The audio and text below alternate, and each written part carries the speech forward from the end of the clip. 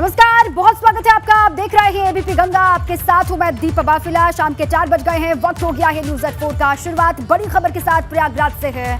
Boys high school के gate पर बमबारी की खबर है और स्कूल के गेट पर बमबारी हुई है। बड़ी खबर, एक के बाद एक 3 बम फेंके गए। स्कूल प्रिंसिपल की शिकायत पर केस दर्ज हुआ है। बड़ी खबर आपके सामने, बमबाजी का सीसीटीवी फुटेज भी सामने आया, ये आपके सामने है। मौके पर पहुंची है पुलिस और जांच पड़ताल शुरू कर दी है पुलिस ने, ये जानकारी है। देखिए, मौके पर पुलिस की मौजूदगी, एक के बाद एक 3 बम किस तरीके से यहाँ पर फेंके गए हैं। अब प्रिंसिपल की शिकायत पर केस दर्ज किया गया है। बड़ी खबर आपके सामने प्रयागराज से है। बॉयज हाई स्कूल का ये पूरा मामला है, उसके बाहर बमबाजी हुई है। अब पुलिस पहुंची मौके पर, जांच पड़ताल हो रही है। कौन हो सकते हैं, क्या मकसद हो सकता है, इसके पीछे कोई बड़ी साजिश थी या फिर क्या वजह रही है, इसको जानने की लगातार कोशिश हो रही है। 2 तस्वीरें आपको दिखा रहे हैं। बॉयज हाई स्कूल के गेट पर बमबाजी हुई है, उसी की खबर। स्कूल के गेट पर छुट्टी से ठीक पहले, छुट्टी होने से ठीक पहले एक के बाद एक 3 बम फेंके गए, ऐसी खबर है। और जिसके बाद से आसपास के इलाकों में हड़कंप है, दहशत है। स्कूल के गेट पर एक के बाद एक 3 बम फेंके गए। तस्वीर भी आपको हम लगातार दिखा रहे हैं। सीसीटीवी में ये बमबाजी की तस्वीरें कैद हो गई हैं। पुलिस यहाँ पर पहुंची है, मामले की पड़ताल हो रही है। आसपास के लोगों से भी पूछताछ हो रही है। किसने बम फेंका, कौन इसके पीछे हो सकता है, क्या मकसद है इसके पीछे, इसको भी जानने की कोशिश। अब स्कूल प्रिंसिपल की शिकायत पर यह कहा जा रहा है कि केस दर्ज कर लिया गया है, पड़ताल हो रही है। बड़ी जानकारी, स्कूल के गेट पर लगातार 3 बम फेंके गए, एक के बाद एक, ये बड़ी जानकारी। और ये तस्वीर भी आपके सामने है। स्कूल की छुट्टी होने से ठीक पहले ये बमबाजी यहाँ पर की गई है। देखिए, बच्चे भी यहाँ से बाहर निकल रहे हैं। बॉयज हाई स्कूल का ये पूरा मामला है। जैसे ही छुट्टी होनी थी, लेकिन छुट्टी से पहले एक के बाद एक 3 बम यहाँ पर फेंके गए और दहशत फैलाने की कोशिश यहाँ पर की गई है। इसके पीछे की मंशा क्या हो सकती है, कौन लोग हो सकते हैं, इसको लेकर पुलिस जांच पड़ताल कर रही है। जल्द ही पूरी तस्वीर साफ हो जाएगी, पुलिस का कहना यह है। ये बड़ी जानकारी इस वक्त। खबर मेरठ से है, जहां हाईवे पर युवकों ने बर्थडे मनाया, जिसका वीडियो सोशल मीडिया पर वायरल हो रहा है। दिल्ली एक्सप्रेसवे पर युवकों ने हुड़दंग मचाया और कार की छत पर इसका शॉट जलाए। कार के बोनेट पर रखकर केक काटा गया, देखिए आप। और जब इस बात का राहगीरों ने विरोध किया, जो लोग वहां से गुजर रहे थे, उन्होंने जब इसका विरोध किया तो उनके साथ भी इन युवकों ने बदसलूकी की है, ऐसी जानकारी है। बदतमीजी वहां से गुजरने वाले लोगों के साथ में इन्होंने की। बोनेट पर गाड़ी के केक को रखा गया और कुछ इस तरीके से केक काटते हुए दिखाई वो दे रहे हैं। बर्थडे सेलिब्रेशन इस तरीके से यहाँ पर चल रहा है। आप देखिए, ये हाईवे की तस्वीर है, दिल्ली एक्सप्रेसवे की तस्वीर है, जहां से युवक हुड़दंग करते हुए किस तरीके से निकले। बर्थडे का मौका और कार के बोनेट पर रख करके केक काटा गया। ये वीडियो सोशल मीडिया पर लगातार वायरल हो रहा है। मेरठ एसओजी और गंगानगर थाना पुलिस ने एक ऐसे गिरोह का पर्दाफाश किया है, जो पैसे दोगुने करने का लालच देकर लोगों को कागज के टुकड़े थमा रहा था। उनके पास से 53 लाख रुपए कीमत की फर्जी गड्डियां बरामद की गई हैं। 500 रुपए, 200 रुपए की गड्डी में ऊपर और नीचे असली नोट लगाए जाते थे, जबकि बीच में नोट के साइज के कागज के टुकड़े होते थे। पुलिस लाइन में एसपी क्राइम अनित कुमार ने प्रेस कॉन्फ्रेंस में खुलासा किया कि 20 लोगों को बड़े अलग ही अंदाज में इस गैंग ने चूना लगाया है। उन्हें असली नोट नकली बनाकर दिए गए और जब उन्होंने मार्केट में चलाए, किसी ने कुछ नहीं कहा तो लोग चंगुल में फंस गए।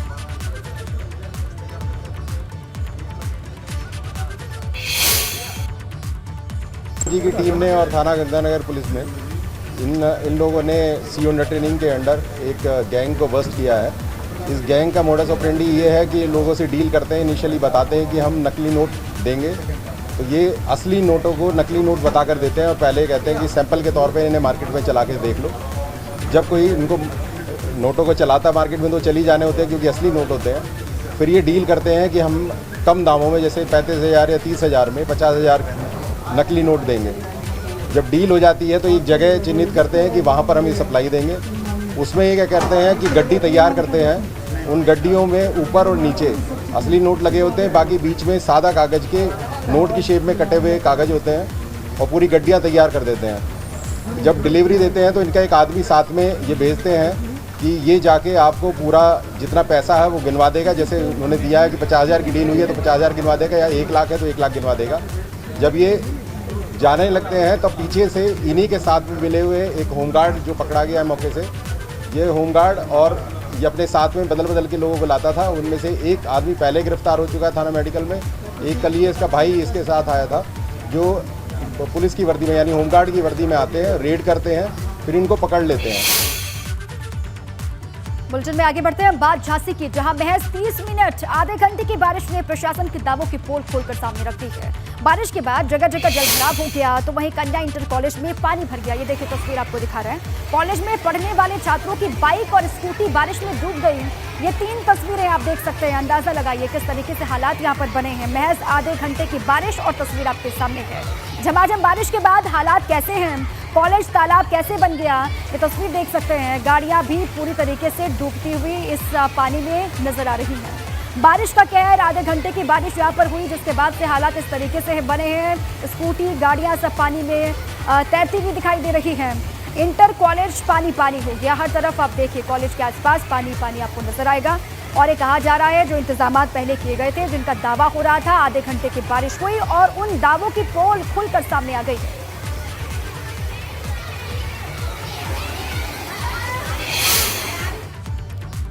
और उधर चित्रकूट में बारिश कैसे आफत बनकर टूटी है, ये भी आपको दिखाते हैं। तस्वीर उसकी गवाही दे रही है। ऐसा लग रहा है जैसे सैलाब आ गया हो। ये तस्वीरें देखिए आप, चित्रकूट के परमहंस आश्रम धारकुंडी की है, जहां मूसलाधार बरसात के बाद पानी का सैलाब आश्रम के अंदर घुस गया और आश्रम के भीतर चारों तरफ पानी का कब्जा हो गया। आप इन तस्वीरों में ये देख सकते हैं कि कैसे पहाड़ों से आ रहा पानी कितनी तेज धारा से आश्रम के अंदर घुस रहा है। और जल तांडव की ये तस्वीर इतनी डरावनी है, भयावह है कि आश्रम में रहने वाले साधु संत एक पल के लिए दहशत में आ गए। हालांकि इस जल भराव से आश्रम में किसी भी तरह की जनहानि नहीं हुई है। ये गनीमत वाली खबर है। दरअसल ये आश्रम पहाड़ों के बीच में बना हुआ है, जानकारी ये है। और इसकी वजह से पहाड़ों से आने वाला जो पानी है वो सीधे आश्रम के भीतर पहुंच जाता है। और बरसात के महीनों में अक्सर ऐसी तस्वीरें यहाँ से सामने आती हैं। लेकिन इस बार 2 दिनों से हो रही मूसलाधार बारिश ने पूरे आश्रम को जलमग्न कर दिया है। ये शुरुआती तस्वीर है अभी मॉनसून की, और अभी से ये हाल है, ये हालत है।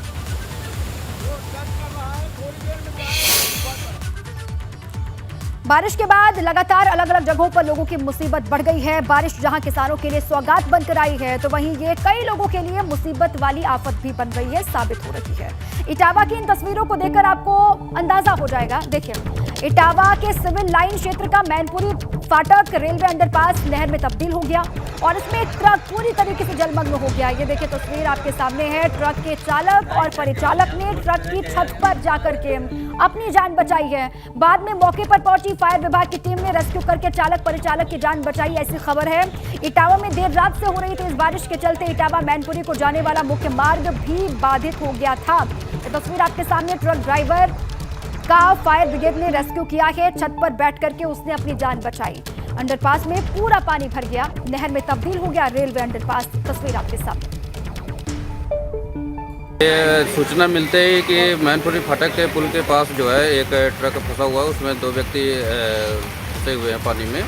तो सूचना में तत्काल से हम वहाँ से यूनिट को रवाना किया और इसके बाद अपनी लेडर को जो है उसमें लगा करके दोनों को रेस्क्यू किया, बचाया। सुरक्षित निकला है दोनों लोग? हाँ, दोनों लोग सुरक्षित हैं। अभी ट्रक फंसा।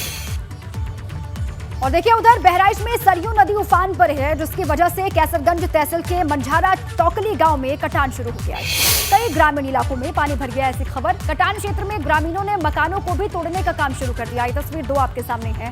तेज कटान की वजह से 50 गांव नदी के मुहाने पर पहुंच गए हैं, तो वहीं खेती वाली जमीन भी जलमग्न हो गई है।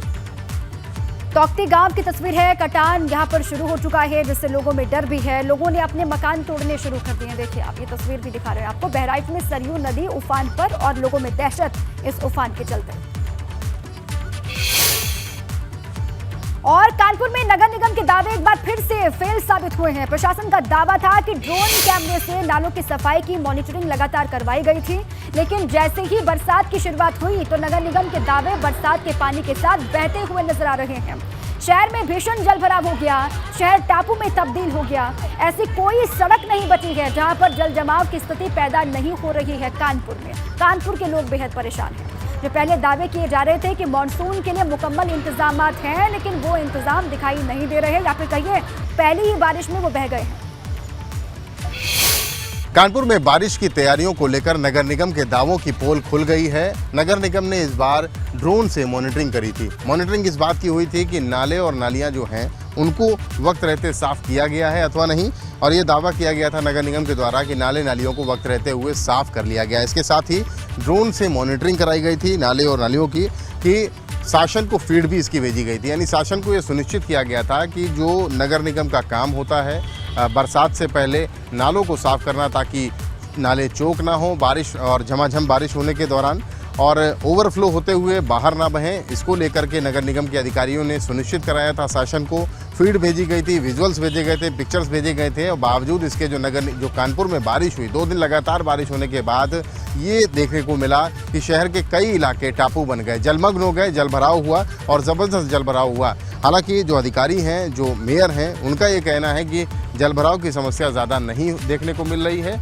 कुछ इलाके ऐसे हैं, लो लाइन के एरियाज़ हैं, जहां पर जलभराव की समस्या देखने को मिली है। ऐसे में जलकल और जल संस्थान के जो अधिकारी हैं उनके साथ नगर आयुक्त ने बैठक की है और आने वाले दिनों में जो बारिश होगी उससे जल जमाव की समस्या फिर से उत्पन्न ना हो, इसका हल खोजने की कोशिश की जा रही है। लेकिन नगर निगम के दावों की पोल एक बार फिर से खुलती दिख रही है। कानपुर से कैमरामैन पंकज निगम के साथ रतीश त्रिवेदी, एबीपी गंगा। देखिए, कानपुर की बेहाली की तस्वीरें तो आपने देख ली। शायद ये तस्वीरें नगर आयुक्त और मेयर को नहीं दिख रही हैं। नगर आयुक्त और महापौर इन सबसे उलट किसी भी एरिया में जलभराव नहीं होने की बात कह रहे हैं। हालांकि नगर आयुक्त ने जल निगम अधिकारियों के साथ बैठक करके एक प्लान जरूर बना दिया है, जिस पर अभी आने वाले दिनों में काम किया जाएगा, ऐसा कहा जा रहा है। नहीं, एक बैग बरसात हुई और मैं तो थी नहीं, मैं बाकी विधायक के दर्शन करने गई थी। मैं अभी आई हूँ आज। और आपने देखा होगा वीआईपी रोड नहीं भरा होगा, भरा था, वीआईपी रोड नहीं भरा। तो एक बैग इतनी बरसात हुई तो थोड़ा बहुत जगह जगह हो गया। उसकी मैं आज या कल में फिर से बैठक करूँगी और भरे बरसात में भी मैं काम करा। देखो, जूही पुल जो खलवा है उसको हमने इतनी कोशिश की, मशीन में लगा रखे हैं और वो क्योंकि खाल में सब बहुत जगह का पानी आ जाता है। लेकिन आपने ये ज़रूर देखा होगा कि 1-1.5 घंटे के बाद पानी ख़त्म भी हो जाता है, निकल भी जाता है। जी, इसमें जो कल हम लोग भी फील्ड में थे और जो फीडबैक लिया हमने, जो ट्रेडिशनली एक लो लाइंग एरियाज़ थे उसमें ही हम लोगों को इशू फेस करना पड़ा। बाकी जो हमारी नाली सफाई की वजह से पानी का ड्रेन बहुत अच्छी तरह से स्मूथली रहा। और आज भी हम लोगों ने जल निगम के साथ बैठक किया है कि जो लो लाइंग एरिया से यहाँ पे हम लोग समफेल लगा के वाटर वहाँ से लिफ्ट करना पड़ेगा। तो इसकी कार्य योजना हम लोग बना के जल्दी इसको हम लोग पुटअप करेंगे ताकि एक लॉन्ग टर्म बेनिफिट लोगों को मिले। और इसी बीच एक बड़ी खबर मिल रही है, उससे आपको रूबरू करवा दें। आजम खान को सुप्रीम कोर्ट से बड़ी राहत मिली है। जौहर यूनिवर्सिटी पास की जमीन पर कब्जा छोड़े प्रशासन, ये सुप्रीम कोर्ट ने कहा। बड़ी खबर, आजम खान को सुप्रीम कोर्ट से बड़ी राहत मिली। जौहर यूनिवर्सिटी पास की जमीन पर कब्जा छोड़े प्रशासन। रामपुर जिला प्रशासन को सुप्रीम कोर्ट ने ये आदेश दिया है कि जो कब्जा वहां पर किया गया है उसको प्रशासन छोड़ दे। ये बड़ी राहत है सुप्रीम कोर्ट से आजम खान को। बड़ी खबर आपके सामने। इससे पर अधिक जानकारियों के साथ हमारे साथी अविनाश जुड़ चुके हैं। अविनाश, क्या कुछ कहा गया और सुप्रीम कोर्ट की तरफ से? जी देखिए, अगर बात करें तो सुप्रीम कोर्ट में यूपी सरकार ने सबसे प्रथम मांग की थी कि जो आजम खान है उनकी नियमित जमानत को कैंसिल किया जाए, लेकिन इसके बरबस से सुप्रीम कोर्ट ने आजम खान को नियमित जमानत दे दी है। इसके बाद अगर बात करें तो उनके रामपुर में प्रवेश पर रोक लगाने की भी मांग की थी, लेकिन सुप्रीम कोर्ट ने इसको भी ठुकरा दी। उसके साथ साथ अगर बात करें तो इलाहाबाद हाई कोर्ट ने जो 13 एकड़ जमीन जौहर यूनिवर्सिटी की यूपी सरकार को कब्जे में देने के लिए गई थी, उस पर भी रोक हटा दिया। प्रशासन को जमीन देने के लिए जो कहा गया था इलाहाबाद हाई कोर्ट का आदेश था, उसको भी हटा दिया गया। तो आजम खान के लिए आज काफी राहत भरा दिन सुप्रीम कोर्ट में रहा। उनको सुप्रीम कोर्ट से अगर बात करें तो 3 बड़े मामलों में राहत मिली है कहीं ना कहीं, और इसको लेकर के उत्तर प्रदेश सरकार की जो मांग थी उसको भी सुप्रीम कोर्ट ने ठुकरा दिया है। और अब आजम खान को अगर बात करें तो जो नियमित जमानत थी वो भी मिल गई है। इसको लेकर कई तरह की बातें हमने देखी हैं और किस तरीके से सरकार पर हमलावर भी रहे हैं आजम खान इस पूरे मामले को लेकर। अविनाश, और अब ये कितनी बड़ी राहत साबित होगी आने वाले वक्त में आजम खान के लिए, वो भी जरा बताएं। जी जाहिर तौर से बात है, जिस तरीके से अगर बात करें तो आजम खान के खिलाफ एक के बाद एक जो FIR दर्ज हो रही थी, उसको लेकर के भी सुप्रीम कोर्ट ने पिछली सुनवाई में टिप्पणी की थी। और आज जो उनकी राहत मिली है, तो जाहिर तौर से बात है कि उत्तर प्रदेश सरकार अब कोई भी कार्रवाई आजम खान के खिलाफ करेगी तो उसके लिए ठोस आधार और ठोस सबूत चाहिए होगा, क्योंकि जिस तरीके से पूरा मामला सुप्रीम कोर्ट में आ चुका है, सुप्रीम कोर्ट से आजम खान को राहत मिली है, तो इसलिए उत्तर प्रदेश सरकार को भी अब कोई कार्रवाई करने के लिए उसके पीछे ठोस आधार और ठोस सबूत रखने होंगे, जिससे कि आजम खान के खिलाफ आगे कार्रवाई बढ़ सके।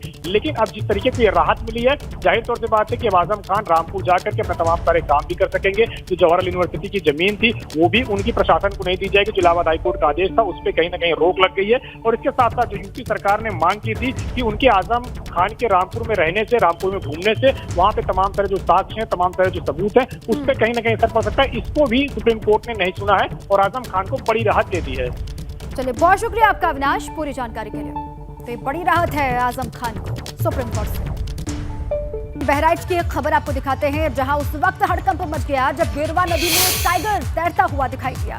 कैलाशपुरी बैराज के पास ये टाइगर तैरता हुआ दिख रहा है, जिसका वीडियो सोशल मीडिया पर वायरल हो रहा है। स्थानीय लोगों ने ही अपने फोन पर इस वीडियो को कैद किया, अपने कैमरे पर कैद किया और आशंका जताई जा रही है कि पानी के तेज बहाव से टाइगर नेपाल से यहां पर पहुंचा है। नदी में फंसे बाघ को देखकर आसपास के ग्रामीणों ने इसको लेकर सूचित किया वन विभाग को। सूचना मिलने के बाद कतनिया घाट DFO आकाशदीप वधावन ने ड्रोन कैमरे से नदी में फंसे बाघ का जायजा लिया। गहरे नदी में फंसे बाघ को निकालने के लिए कई तरह की कवायदें भी यहां पर की गई, लेकिन जब बाघ नहीं निकल पाया तो अधिकारियों ने बैराज के 1 नंबर फाटक को कुछ देर के लिए बंद करवा दिया। फाटक बंद होने के बाद जब पानी का बहाव कुछ कम हुआ तो बाघ निकलकर जंगल की तरफ चला गया। इसके बाद अधिकारियों ने राहत की सांस वहां पर ली।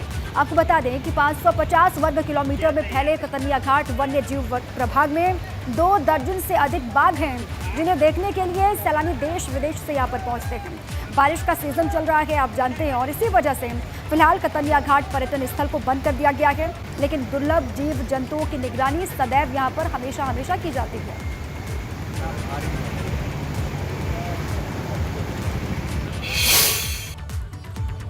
अमरोहा से खबर है। अमरोहा में तेंदुए से दहशत में लोग हैं। अमरोहा के गजरौला में पक्के पुल के पास देखा गया तेंदुआ और वहां से गुजर रहे कार सवार युवकों ने तेंदुए का वीडियो बना लिया। जब तेंदुए का ये वीडियो तेजी से जो बनाया गया है वो वायरल हो रहा है। इलाके में तेंदुए की दस्तक से लोग दहशत में हैं। गजरौला के गांव में तेंदुए की दहशत ने वन विभाग की चिंता बढ़ा दी है। वन विभाग ने आसपास के गांवों के लोगों को अलर्ट कर दिया। तेंदुए को पकड़ने में वन विभाग की टीम लगातार जुटी हुई है। तस्वीर भी दिखा रहे हैं आपको। जो कार सवार वहां से गुजर रहे थे उन्होंने अपने फोन में इस वीडियो को कैद किया। सोशल मीडिया पर भी ये वीडियो लगातार वायरल हो रहा है। तेंदुए की दस्तक की वजह से आसपास के जो लोग हैं वो दहशत में हैं। अब बड़ी चुनौती है वन विभाग के सामने कि जल्द से जल्द इस तेंदुए को पकड़ लिया जाए। अमरोहा के गजरौला में तेंदुए की दस्तक की वजह से लोगों में डर है, दहशत है। जो राहगीर यहाँ से गुजर रहे थे, जो कार सवार यहाँ से निकल रहे थे, उन्होंने ही अपने फोन में इस वीडियो को कैद किया है। अब ये वीडियो वन विभाग के पास भी है। लगातार जुटी हुई है वन विभाग की टीम कि जल्द से जल्द पकड़ा जाए तेंदुए को। और इन्हीं खबरों के साथ बुलेटिन में अभी के लिए बस इतना ही।